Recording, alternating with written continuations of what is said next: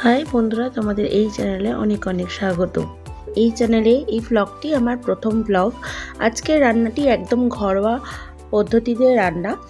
আর তোমাদের যদি এই ব্লগটি ভালো লেগে থাকে অবশ্যই লাইক করো, শেয়ার করো এবং চ্যানেলটিকে সাবস্ক্রাইব করে দিও।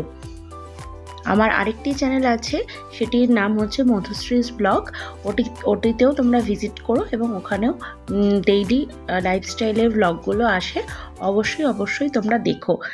আর ভালো লাগলে পরে লাইক করে দিও, শেয়ার করে দিও এবং চ্যানেলটিকে সাবস্ক্রাইব করে দিও। তো সঙ্গে থাকো এবং সাপোর্ট করো আমাকে। আজকে তোমাদেরকে একদম ঘরোয়া পদ্ধতিতে চুনো মাছের ঝাল রান্না করে দেখাবো। আর এটা তোমরা গরম ভাতে দিয়ে খেতে পারো, খুব ভালো লাগে। চুনো মাছ চোখের জন্য খুব উপকারী। মাছের ঝাল অনেকে ঝাল খায়, অনেকে টক খায়। তো বর্ধমান সাইডে যারা থাকে তারা বেশিরভাগটাই চুনো মাছের টক খায়। তো আজকে আমি ঝাল রেসিপিটাই রান্না করে দেখাচ্ছি। তো অবশ্যই তোমাদের ভালো লাগলে অবশ্যই চ্যানেলটিকে সাবস্ক্রাইব করে দিও, ব্লগটিকে শেয়ার করে দিও এবং লাইক করে দিও।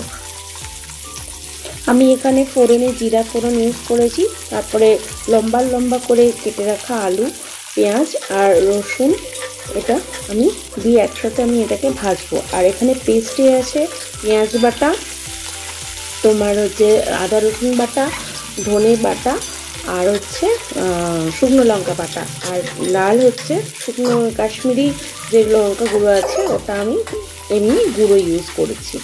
একটু হালকা করে ভাজার পর, খুব ভাজা হবে না, হালকা করে ভাজার পর আমি পেস্টটা এর মধ্যে দিয়ে দেবো। দিয়ে ভালো করে এটাকে কষবো।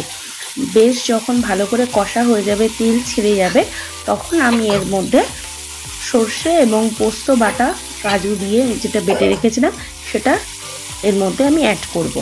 এখানে আমি চুনো মাছগুলো ঢেলে দিলাম। তো এবার এই চুনো মাছগুলো দিয়ে ভালো করে আমি এটাকে আবারও কষবো। যখন দেখবো যে ভালো করে চুনো মাছ আর এই মশলার সঙ্গে বেশ ভালো করে কষানো হয়ে গেছে, আমি কিন্তু এখানে কাঁচা চুনো মাছের রান্না করেছি। চুনো মাছ কিন্তু আমি এখানে ভাজিনি। তারপর এখানে আমি সর্ষে, পোস্ত, কাজু বাদাম বাটা যেটা আমি একসঙ্গে বেটে রেখেছিলাম সেটা এখানে আমি অ্যাড করে দেবো। এবার এটাকে ভালো করে আমি নাড়াচাড়া করে যখন দেখবো এটা হালকা করে জলটা মরে আসছে, তখন আমি এটাকে ধনে পাতা, গোটা কাঁচা লঙ্কা দিয়ে আমি এটাকে গার্নিশ করে নামিয়ে দেবো। তো অবশ্যই তোমরা এরকমভাবে খেয়ে দেখবে। আর নামানোর সময় এক ফোঁটা কাঁচা সর্ষের তেল ছড়িয়ে দেবে।